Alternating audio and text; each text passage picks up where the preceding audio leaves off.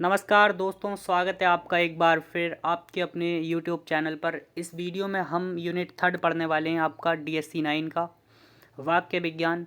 इसके अंतर्गत सबसे पहला टॉपिक है आपका वाक्य स्वरूप एवं आवश्यकताएं। वाक्य का स्वरूप एवं आवश्यकताएं।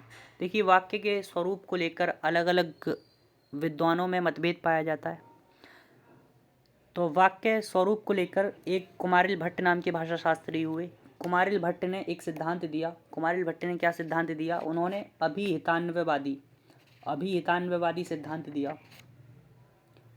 अभिहितान्वयवाद मतलब क्या है? अभिहितान्वयवाद का मतलब ये है कि जो पद होते हैं वो अपने अर्थ को कहते हैं, उनका वाक्य में अन्वय हो जाता है। और इसी अन्वय से यानी जो पद हैं, अर्थ मतलब पदों का अपने आप में एक अर्थ होता है। जब वो वाक्य में अन्वय हो जाते हैं, युक्त हो जाते हैं, जुड़ जाते हैं, तो एक वाक्यार्थ निकलता है। इस वाद को हम पदवाद भी कह सकते हैं। ये कुमारिल भट्ट द्वारा दिया गया अभिहितान्वयवाद, आप ये एग्जाम में लिख सकते हैं। दूसरा है आपका कुमारिल भट्ट के एक शिष्य हुए प्रभाकर। प्रभाकर हालांकि माना जाता है कि प्रभाकर जो थे वो अपने गुरु कुमारिल भट्ट से भी प्रतिभावान थे, ऐसा माना जाता है। तो इन्होंने अलग रूप से वाक्य के स्वरूप को परिभाषित करने की या वाक्य के स्वरूप प्रस्तुत करने की कोशिश करी। इन्होंने अन्वयता विधानवाद दिया। इस वाद के प्रवर्तक, जैसा कि मैंने बताया, प्रभाकर हैं। इनका कहना था कि वाक्य में पदों का जो अर्थ है वो समन्वित रूप से मौजूद रहता है। वाक्य को तोड़ने से अलग अलग पदों का अर्थ ज्ञात होता है। इनका ये मानना था। और इनके मत के अनुसार हम कह सकते हैं वाक्य ही भाषा की सार्थक इकाई है।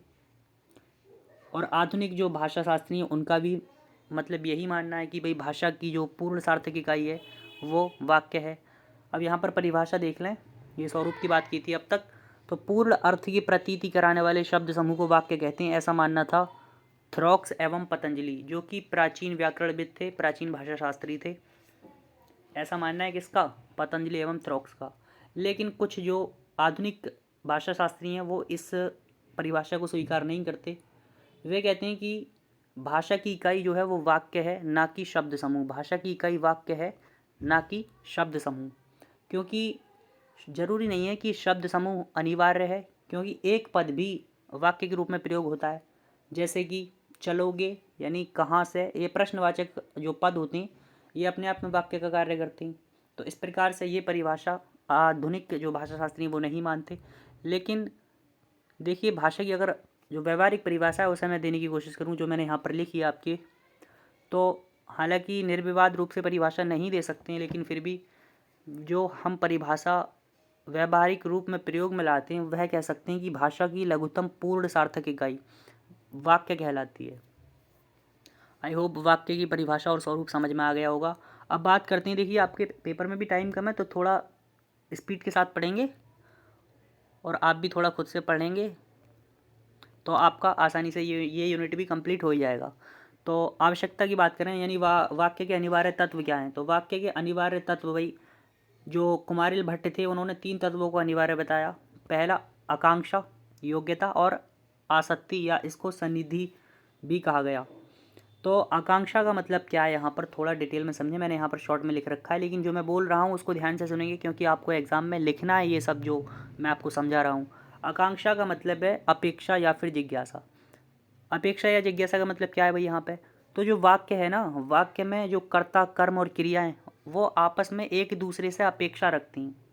यानी कि अपने आप में कर्ता, क्रिया, कर्म जो हैं वो एक दूसरे को अर्थ देते हैं, तभी जाकर वाक्य बनता है।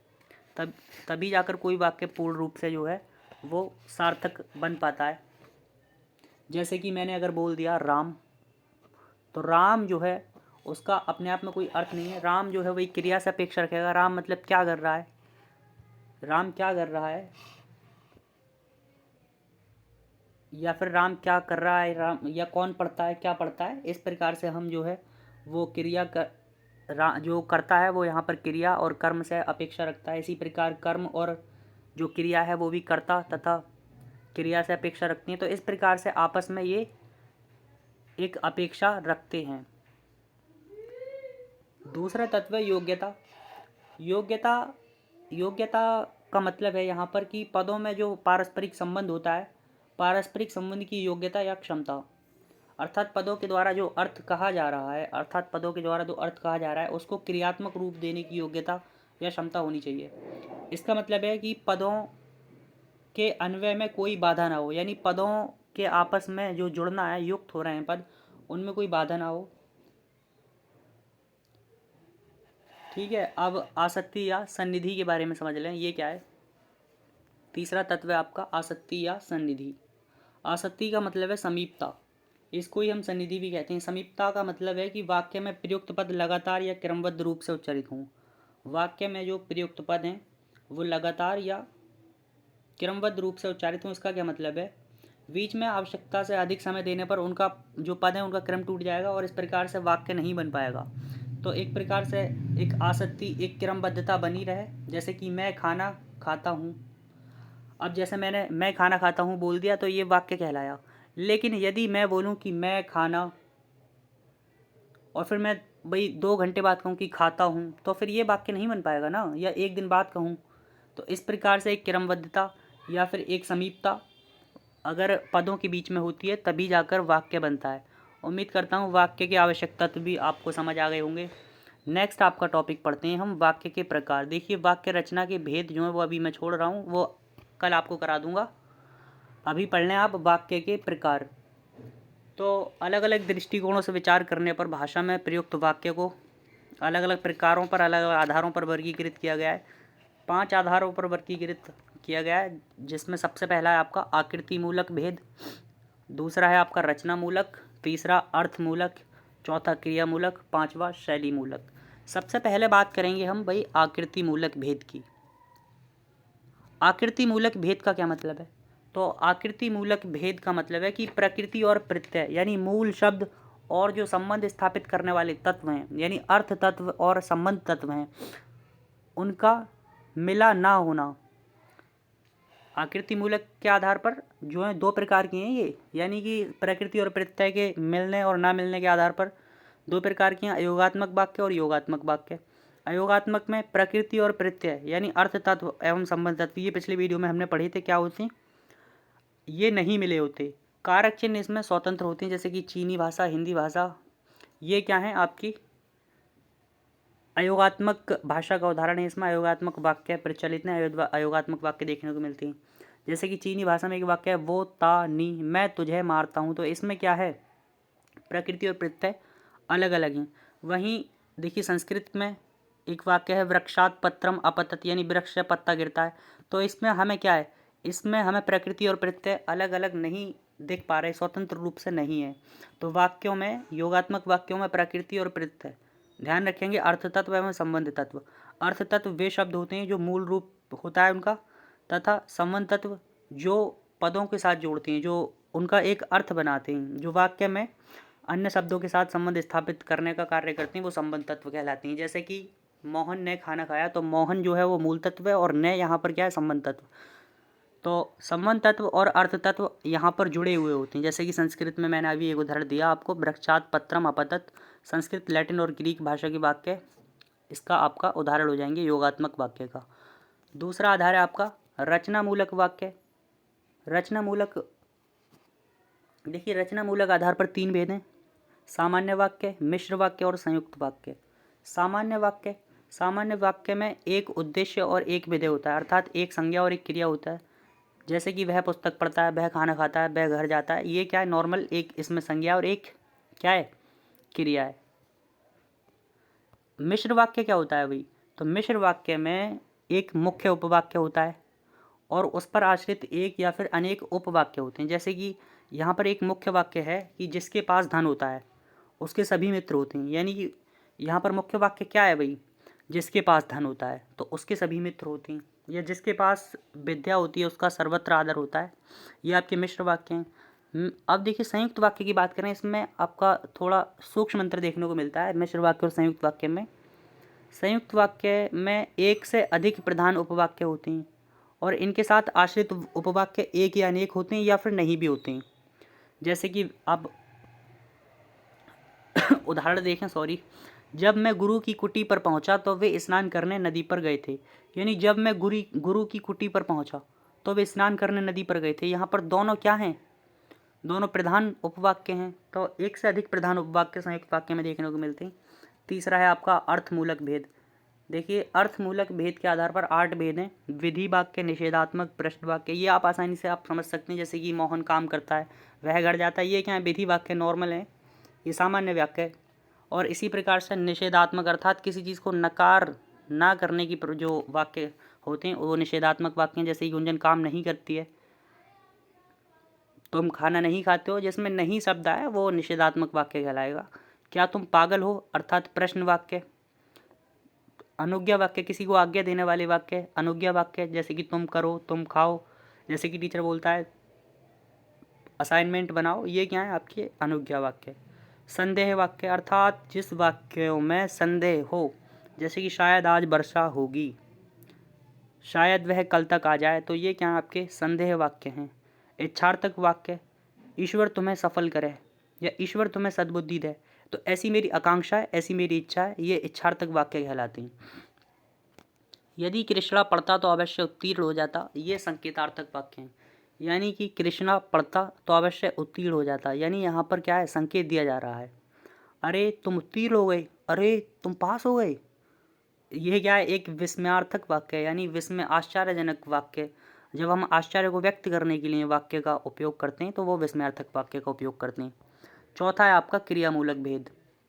देखिए अब आपका नेक्स्ट आता है क्रियामूलक भेद। क्रिया युक्त वाक्य और क्रियाहीन वाक्य, दो वाक्य में बांटा गया है। क्रिया युक्त वाक्य प्राय सभी भाषाओं में एक वाक्य में जो होता है वो क्रिया होती है, जो कि विधेय के रूप में होती है।